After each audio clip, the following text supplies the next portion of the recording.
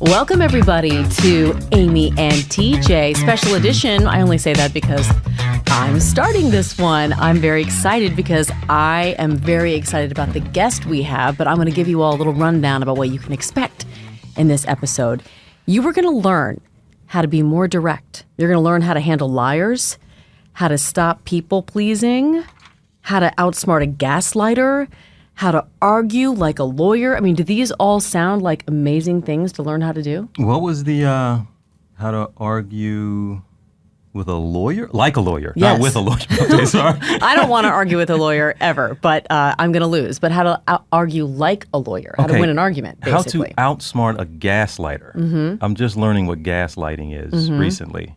I hear it all the time, but it was being used against me quite a bit lately. It's when people say things like, you're being ridiculous, you're crazy. They try to make you think that you're the one who is losing their mind instead of actually addressing the problem. And I know what you're referencing, but that's for another... Oh, I wasn't even going to call you out. Well, you weren't? You sure about that? I wasn't, but since you wanted to.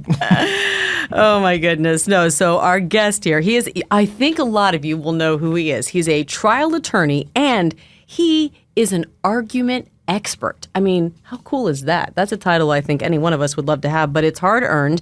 And this is coming from a guy who does this all from the front seat of his car on his way to work, again, as a trial attorney. He went from having 0 followers in Instagram in January of 2022 to having 5.4 million followers on Instagram, and he has millions on TikTok and Instagram as well. And I was first alerted about his page that I just love and his feed from one of my best friends. You guys have met her if you've listened to the podcast, Nikki Espina. And then even a couple months ago, my mom sends me a text with this link and said, have you seen this guy? I love him. And I said, are you kidding me? I've been following him for at least a year now. His name is Jefferson Fisher. And if you haven't checked out him on Instagram, I highly recommend you do. But first, I want you to hear what he has to say right here on the podcast. Jefferson Fisher is joining us from Beaumont, Texas. Welcome, Jefferson. Hey, Amy. Hey, TJ. Thank y'all so much for having me. Hey, thanks so much for being here. She introduced you as an argument expert. Does every lawyer, are they all able to use that? Do they teach you all how to argue in law school, or some of y'all have gotten better at it than others once you get out of law school? Yeah, that's a fair question. The answer is no. So in law school, you can do all kinds of things. So there are attorneys who never see the day of light in a courtroom. There are those who do certain things that they only help certain areas of law that they have no need to ever have a hearing, argue in front of a judge, a jury. So a trial lawyer is a certain group that do that kind of thing. And the answer to your question is still no, because even in law school, they teach you how to apply law to certain facts. But often they don't teach you how to advocate those facts. Those are kind of goes to personal style, so to speak. Okay, so how did you come up? Because really, I have looked at, and I re-looked at so many of them today, your advice. It's so, you break it down usually into 3 tips for any problem somebody might have. And it runs the gamut. But I'm so impressed by your advice. It's spot on. And yes, it's logical, but yet somehow we all don't think to apply it when we're in the middle of it. Where did you get this wisdom from? Well, first off, thank you very much. Second of all, would be, I credit it a lot to my parents. I have 2 wonderful parents. My dad is very diplomatic, so I get a lot of his personality, and my mother is very kind. And so they were just wonderful in the way they raised me. And in truth, it just depends how, whatever different people's beliefs are. But my parents prayed for this. My parents prayed every night that I would have wisdom. They'd pray every night that I would be able to speak in ways that would bring light to the world. And I believe it's a God-given gift. So it's part of my mission and truly my honor to share it with people. And social media is the first way that I've been able to really have a way to share it to more people. And I think I heard you right there, man. you can't tell anyone else out there to, hey, go take this class or go pay attention to this. You really do. I mean, I know life experience kind of informs you and some of the advice you give out there, but you really do. Sitting here, think you were just blessed. You're a blessed guy. Yeah, it's called a gift for a reason. I didn't do anything to deserve it. Well, man. It's something that you're not going to find what I give in my lessons and teachings and social media. You're not going to read it in a book. You're not going to find it in a blog. You're not going to, there's no training that I've received of, some formal education in it. It is all comes from, the heart in many ways, and a lot of experience in my life. Wow. It's pretty cool because I went back to your first post, again, not even that long ago, and you were hoping to kind of have a legal and business Q&A, kind of an interactive reach out to whoever was following you as you were starting up your own law practice.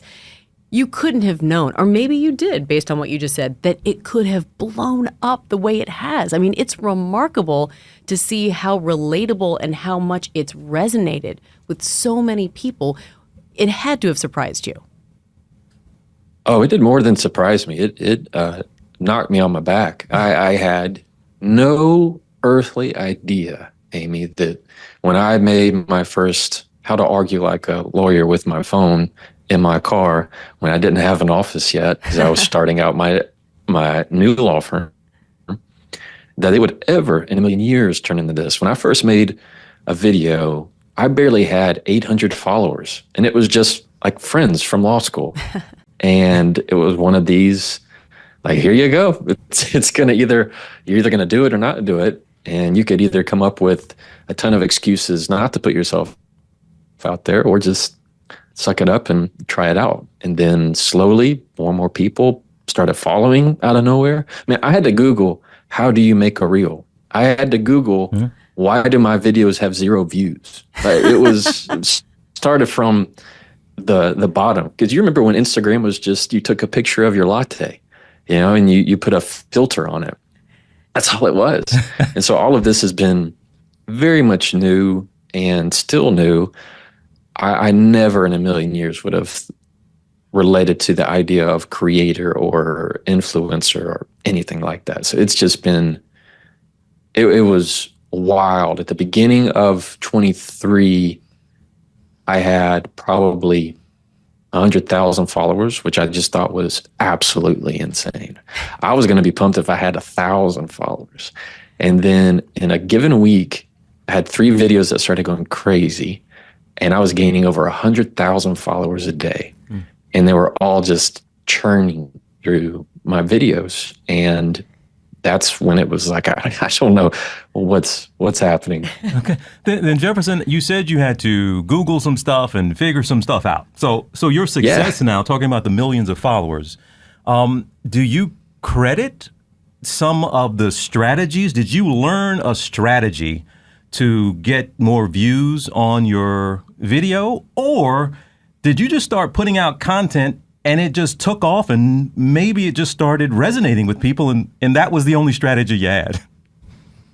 It's the second one. Yeah. I mean, I'm telling you, I Googled a few things of how do you make a reel. So the first few videos I made, and I left them up just to remind me of how this all started. I was making goofy videos. At the time, there's a lot of like overdubbing. I don't know what the word is, where you act like you're talking to a song, or you're finding different ways to interact with. It was the first time you could do certain things in videos because they were trying to compete with TikTok. And so I was just testing it out. I didn't care who saw it. They either going to follow me or not follow me, but I needed to test it out. So I was just trying stuff. And then when I decided to actually share what was on my mind and my heart and what I wanted my message to be, I knew I went with 3, the rule of 3. I do that in trial. It's very, the rule of 3 is everybody knows. It's short, concise, easy. I know I want to keep my videos less than a minute. And then at the very end, don't ask me why. Aside from I Googled, you need to have a call to action.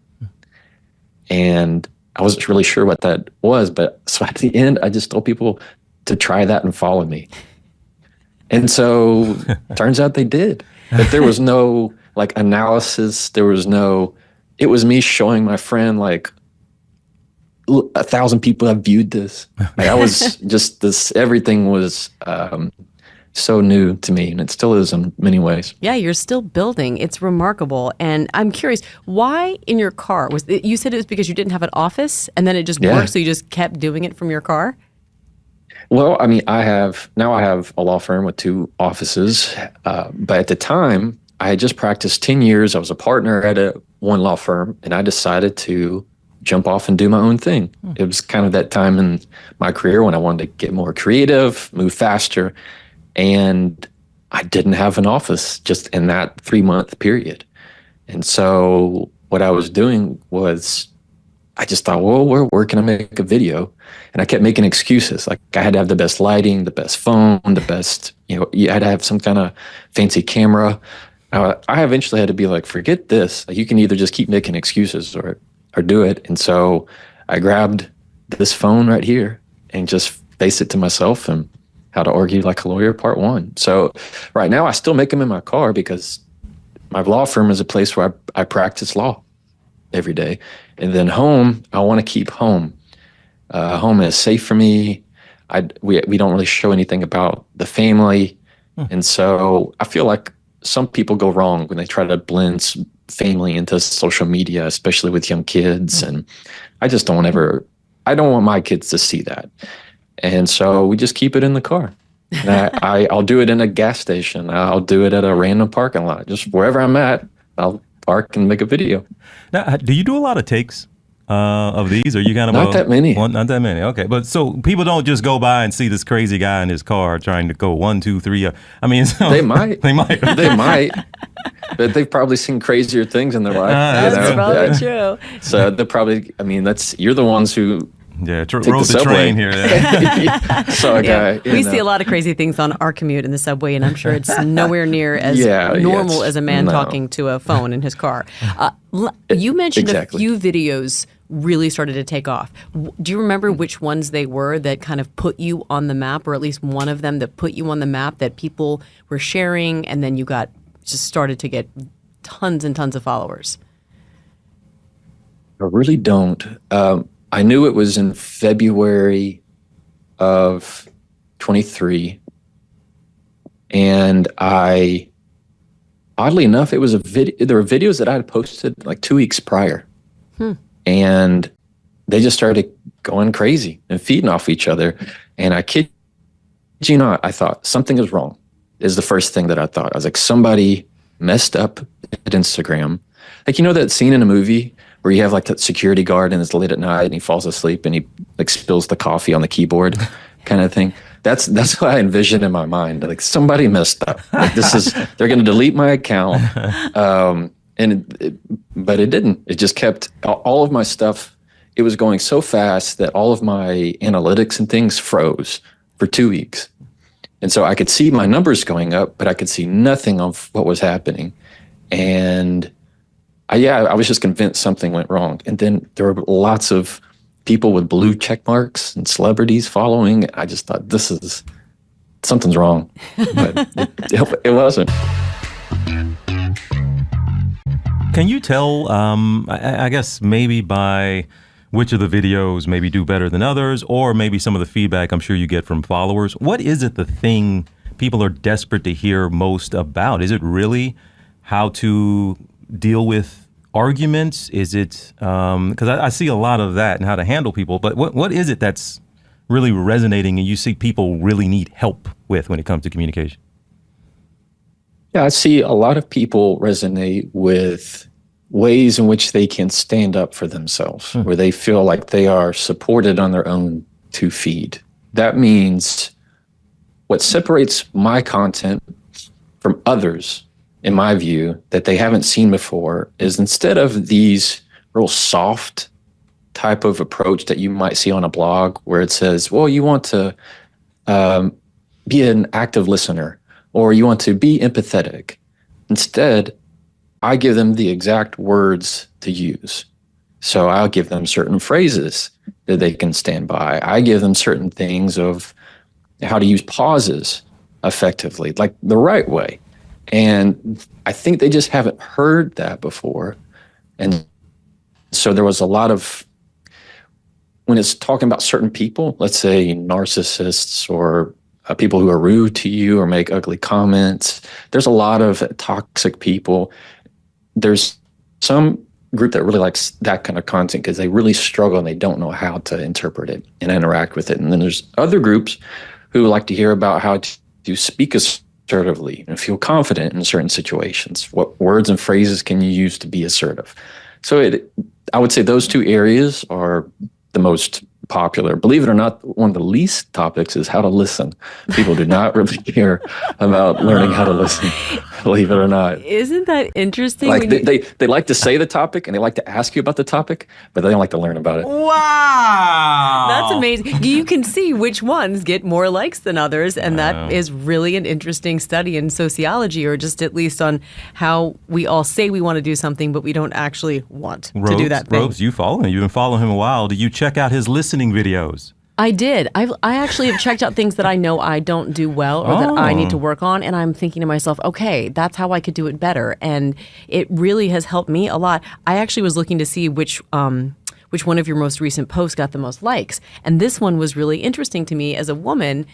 I think most of us, and I'm not saying it's just women, but when I'm angry, when I'm sad, when I'm hurt, when I'm emotional, when I'm excited, I'll cry, and I can't stand crying because it feels weak, and it's just, it's something I think I struggle with, and probably a lot of women struggle with. But I saw what to say when you cry in an argument. You have that up there, got 3.1 million likes. Why do you think that one resonated so much? And what was your advice? Do you remember it? Can you just recount it, or would you have to go look it up?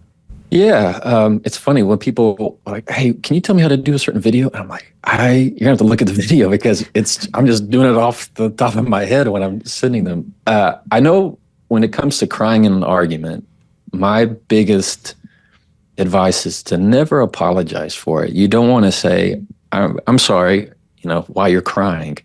No, you label what the tears are, or you just ignore them, because the more you call attention to them, the more you're focusing on the emotion, when the emotion is typically tied to what that label might be. Maybe they're tired tears, maybe they're frustrated tears, maybe they're tears that care.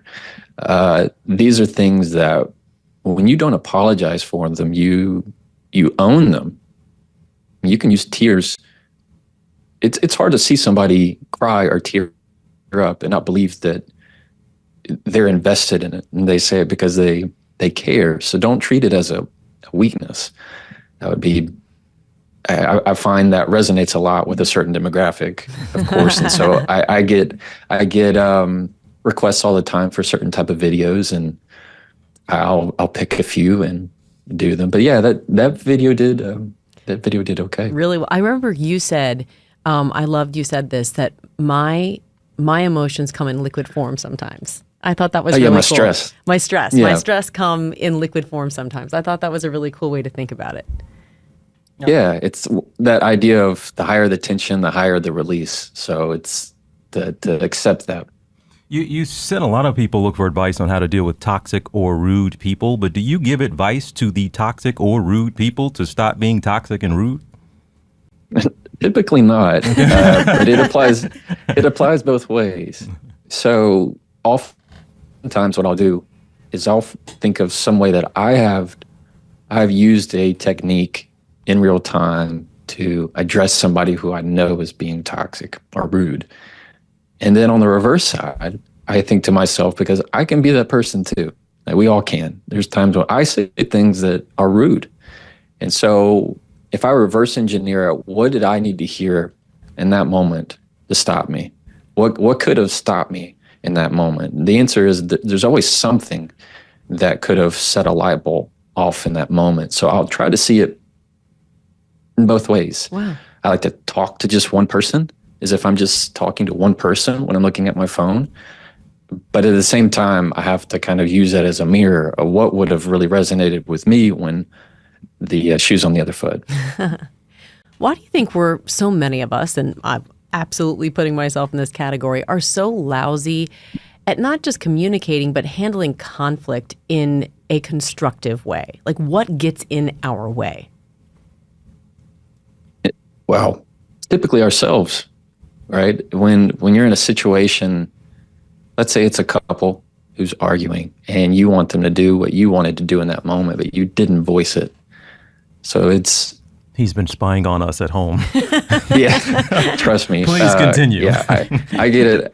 I'm just as guilty. So it is the idea that often it's trying to control the other person when the advantage you have is controlling yourself. So we often, when somebody's being ugly to you or you're getting wrapped up in something, you can feel that it's escalating.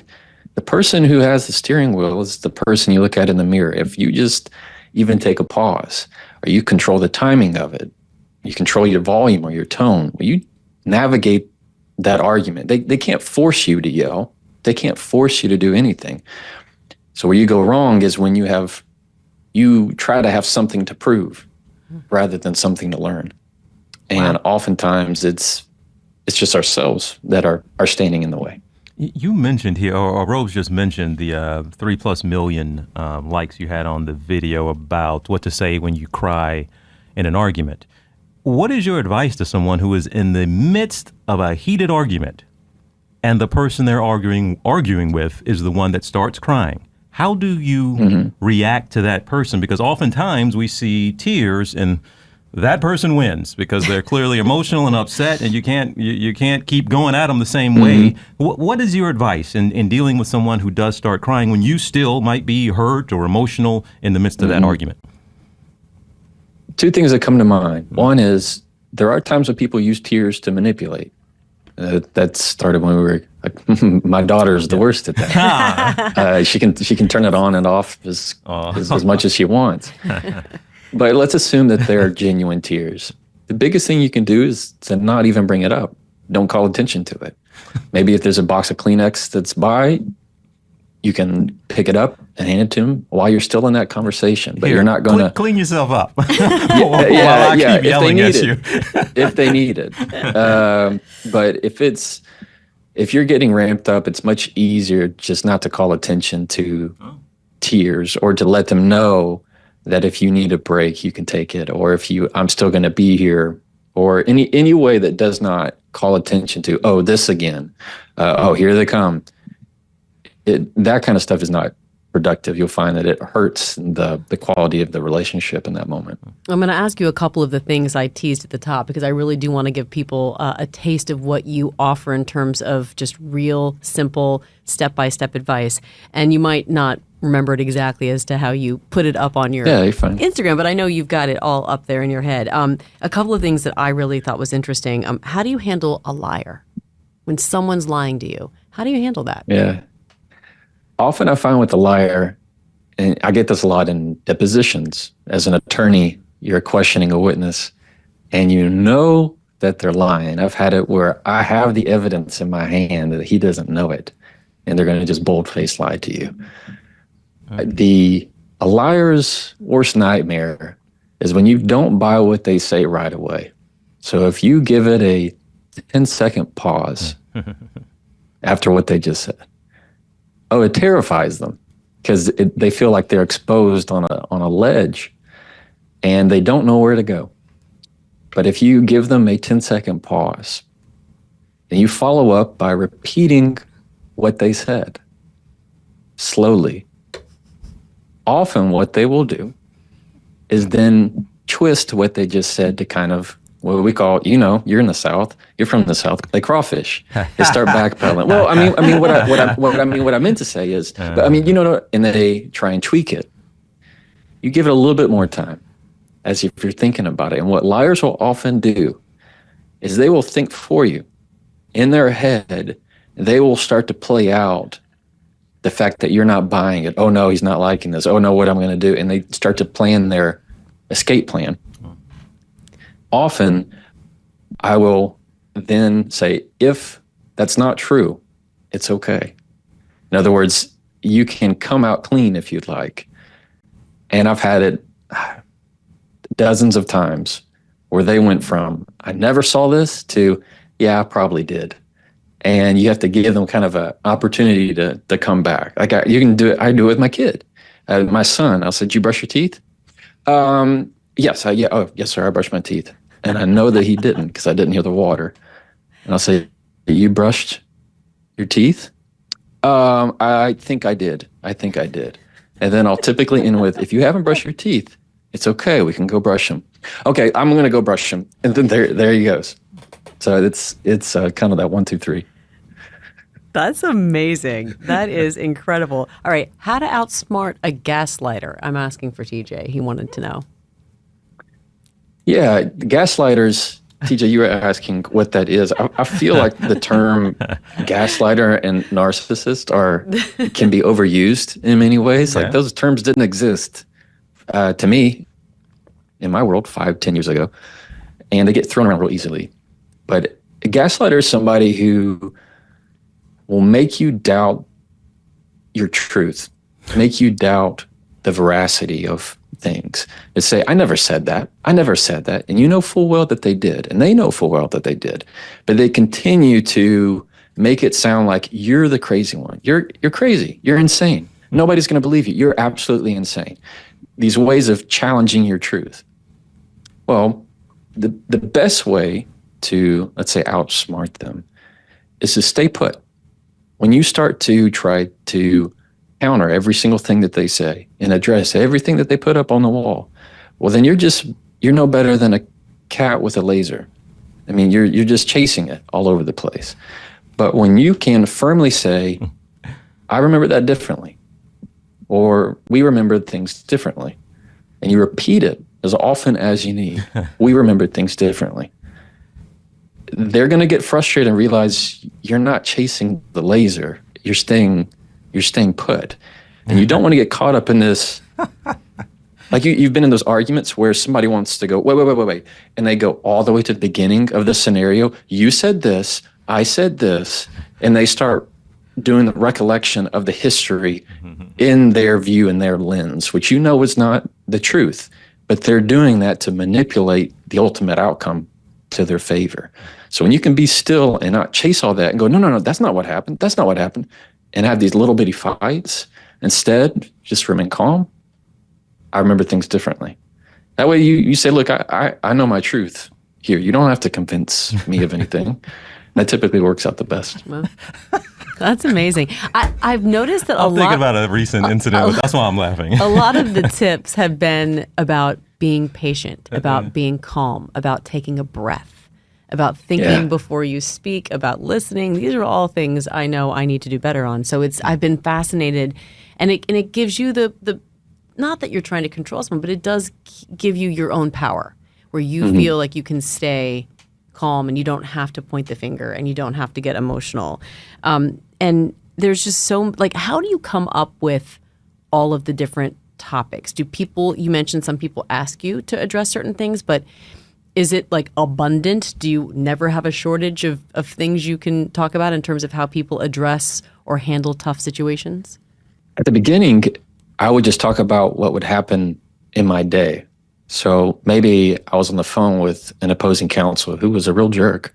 I'm going to tell people this is how I handle it without talking about the given context. Or maybe it was somebody who was rude or somebody who kept interrupting me, finding different ways that whatever was happening in my day, how I handled it, I'm going to give you the breakdown of 1, 2, 3 as if I'm just talking to one person.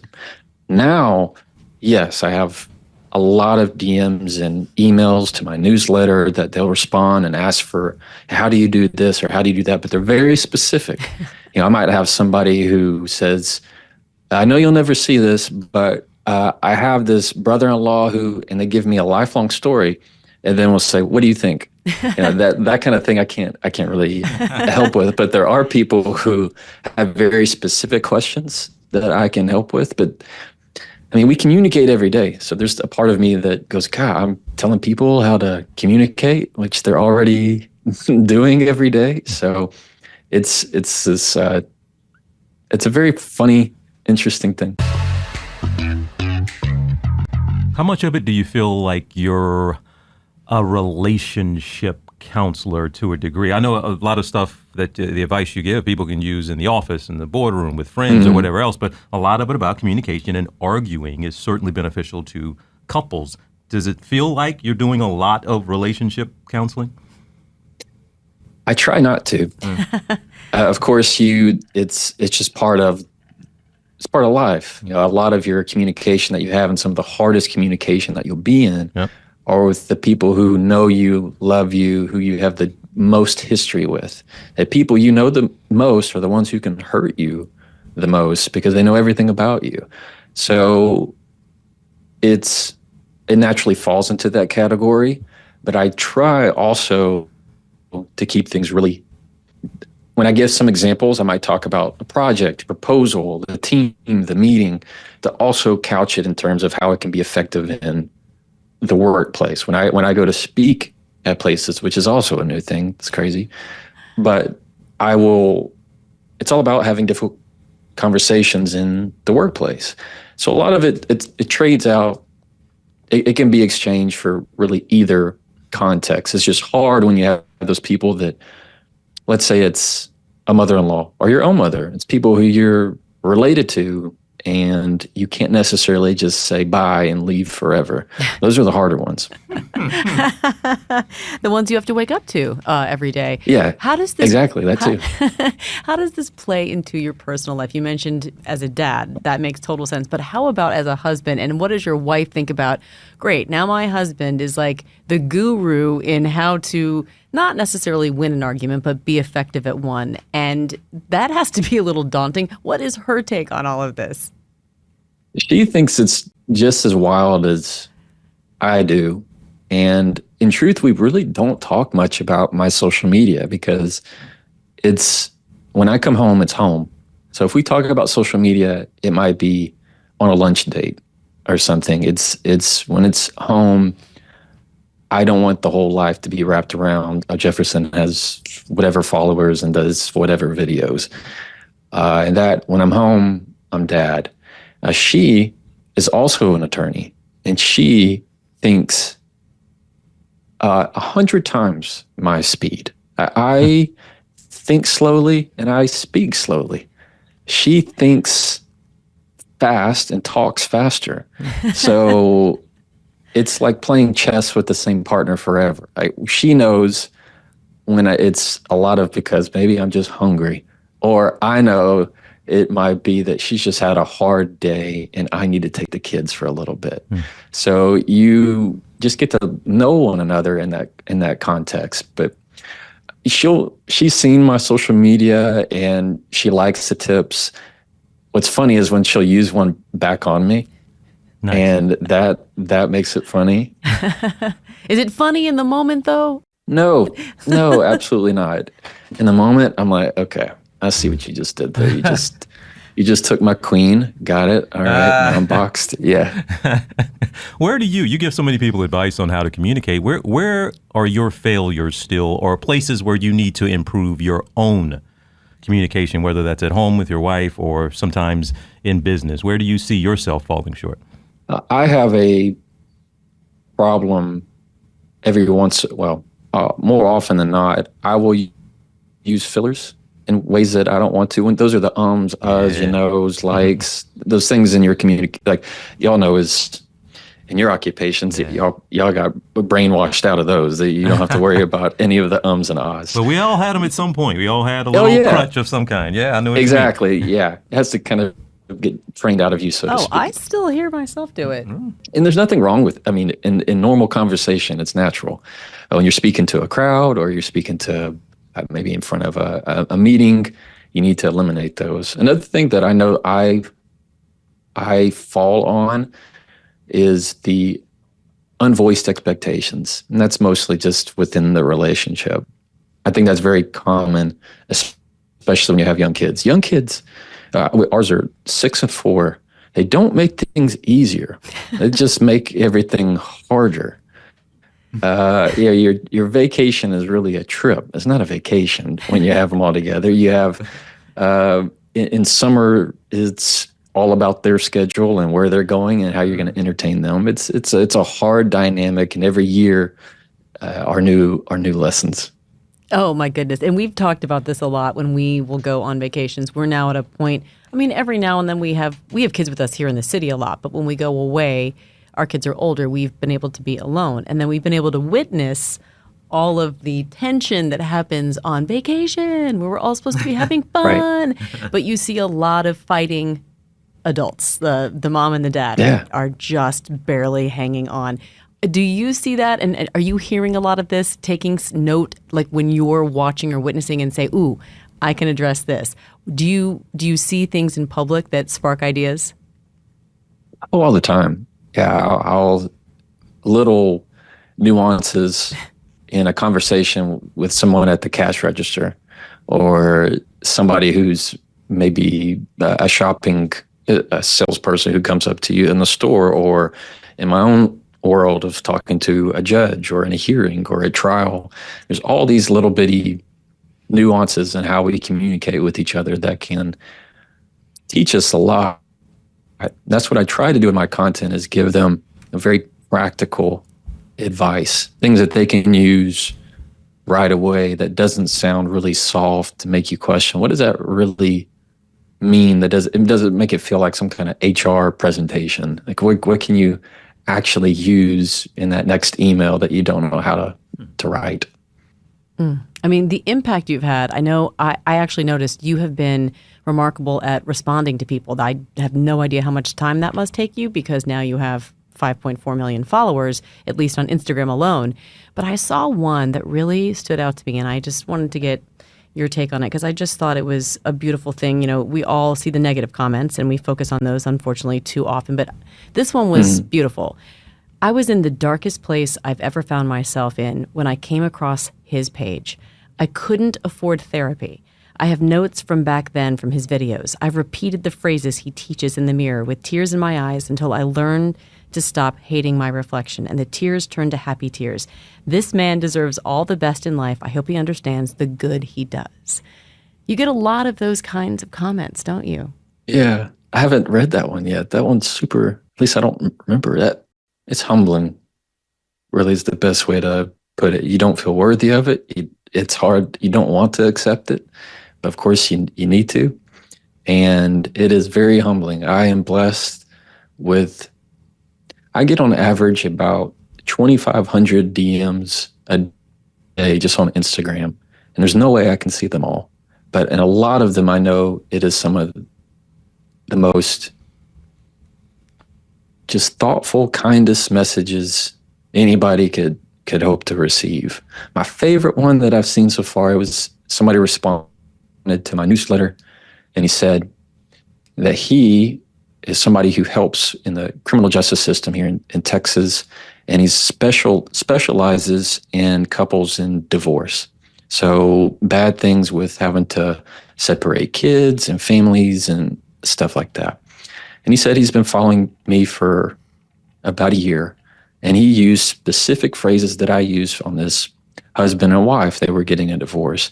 And because of these phrases, he was able to get them to agree on some major issues that are going to result in a much better life for their 3 kids. And I just thought, how cool is that? You can just pick up your phone in the front seat of your car, and anybody can kind of have this impact with people you'll never even know exist. It's just a crazy, awe-inspiring thought. Even hearing that story, right? There are countless stories out there like that. And I know it might not have been your goal when you started out, but you've got millions of followers and you're getting millions of views. Have you been able to monetize what you're doing here now? No, I mean, I could. I just don't. That's not of interest to you. You didn't start this to make money, and no matter how many followers you get, you're not going that route. Yeah, I haven't made a dime. That's awesome, man. Off of anything that I've done. I mean, I do well at my law firm. What am I trying to do? So I think there will be a time. You know, I have a book that's coming out next April, and when we do the pre-order and stuff with that, that's going to be very new to me. That whole process of that'll be something different. I think my life will change. in many ways once that happens. And I will probably do things that allow this communication part of my world to be that supply of income. But for 2.5, close to 3 years, I've had no interest in it. That's amazing. And you know what? We were talking about this earlier. What I love about you is just, you're being real. This is authentic. This is a mission, a passion. This isn't about getting famous or being an influencer or making money. You can tell there's a genuine, heartfelt desire to help people relate and communicate. And that is what we need more of. And so to use social media for good, it's just such a beautiful thing. I'm so honored to be able to talk to you and to know that you're the real deal. Like, I knew you can tell, but it's just so nice to actually hear it and to feel it. Wanted to ask you a couple other quick things, just I think these are just really interesting takeaways. One of your how-tos is how to stop people pleasing. What would you say would be the top ways to stop doing that? So many of us do that. We just want to be liked, and so we just try to please. Yeah, I think it stems a lot from childhood. Things that you've happened with your parents and the way you were raised, and that dynamic that I believe is 100% real. What I like to say for those who people please is it's okay as long as one of those people is yourself. And too often, the characteristics of those who people please are what you could call inferior or submissive, or not ever able to feel like they can stand on their own. And that has a lot to do with people who over apologize, where they say, I'm sorry to every single thing. How many times have you seen an email that says, sorry for the delay? I just emailed you yesterday. There's no delay, but they feel like they need to say, I'm sorry. So sorry I'm late. Hey, you were only 2 minutes late. You're good. Different ways that every time you say, I'm sorry, the more you're telling yourself that what you are, who you are, and what you do is an inconvenience, even to yourself. And so I find that one of the biggest ways to watch how much you people please is to take ownership of the fact that, one, it's okay to disappoint people. Like, people are much more emotionally resilient than you think. And sometimes the right answer is they need to be disappointed, because if you're afraid to disappoint them, what you're saying is, I don't trust you enough to be able to handle it. And so I think there's a lot to that. Second of all is how much you over apologize. And 3 would be using words that undercut you. Like, I hate to bother you. This is probably a dumb idea. But little things like that don't sound like much, but over time you're going to realize they become a crutch and a tick, that you're putting yourself less than what you're really worth. Seriously, I mean, that all resonated so much with me. And it's just, sometimes we need the right person to say it the right way for us to wake up and use other tools and recognizing what we all do. But I just love everything you say, and I love the heart with which you say it.